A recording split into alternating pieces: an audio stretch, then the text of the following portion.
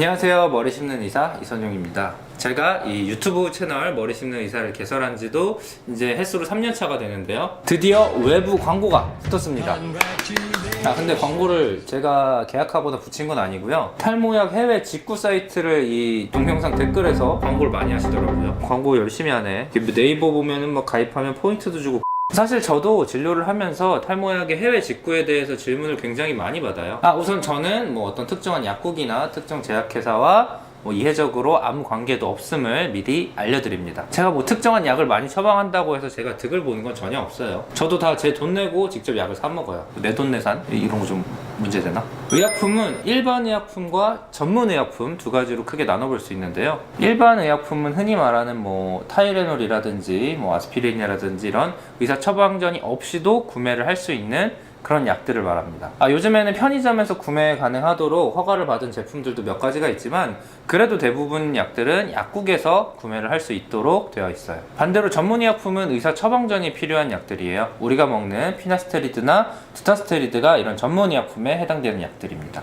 이 부분에서는 두 가지 법률을 같이 살펴봐야 되는데요. 우선 약사법에서는 이 전문의약품을 처방전 없이 따로 판매하는 것을 금지하고 있어요. 해외 직구뿐만 아니라 뭐 온라인 중고 사이트 같은 데서 개인 거래를 하고 이런 것들도 원칙적으로 안 됩니다. 그런데 이 관세법이 문제인데, 관세법을 보면 자가 사용 목적이라면 3개월 또는 6병에 한해서 국내로 들여올 수 있다고 되어 있네요. 물론 뭐 가격에 따라서 뭐 관부가세가 붙거나 뭐 어떤 약은 처방전이 필요하고 이런 좀 복잡한 것들은 있습니다. 우리가 먹는 피나스테리드나 두타스테리드 약들은 오리지널, 그러니까 프로페시아나 아보다트 외에도 제네릭, 즉 카피약 제품들이 많습니다. 저도 카피약 많이 처방해 드리고 있어요. 그리고 이 제네릭이라고 하는 것들은 성분, 용량에 있어서 이 오리지널 약과 동등하다고 평가받아서 인정받고 허가를 받은 그런 제품들입니다. 해외 직구약도 대부분은 오리지널 약이 아닌 그런 카피약들이에요. 특히 우리나라에 판매가 되지 않는, 정식으로 수입이 되지 않는 아주 저렴한 제품들이 주를 이루고 있죠. 이러한 제네릭을 허가하는 기준이라든지 뭐 오차 범위라든지 뭐 이런 것들은 뭐 허가하는 기관마다 조금 다를 수는 있겠지만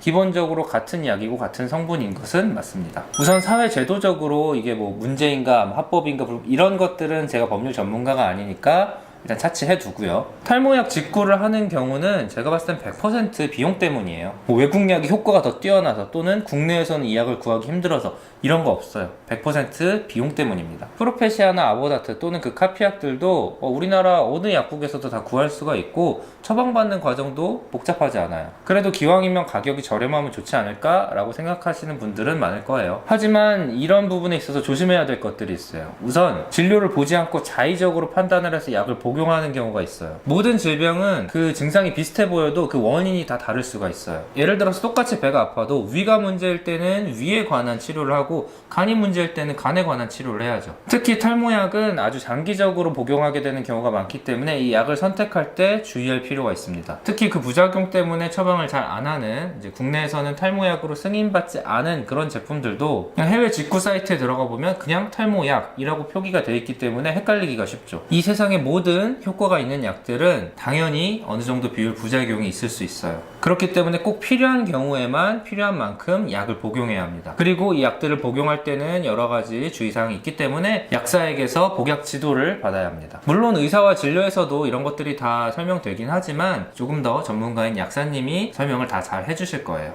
근데 내가 약국에 사봤는데 아무 얘기 없던데?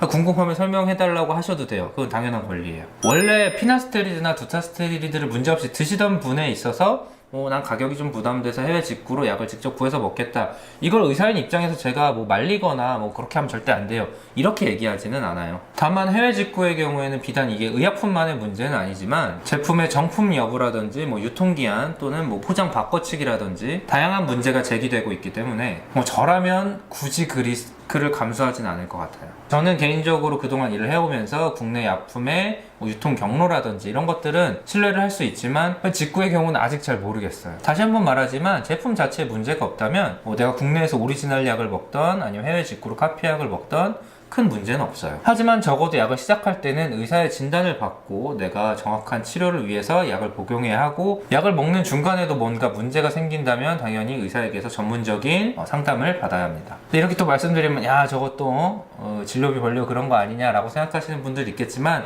저한테 안 오셔도 돼요. 동네 가까운 어디 뭐 피부과 이런 데 가셔서 똑같이 진료받을 수 있어요. 자, 오늘의 결론, 진료는 의사에게, 약은 약사에게. 영상 시청해주셔서 감사합니다.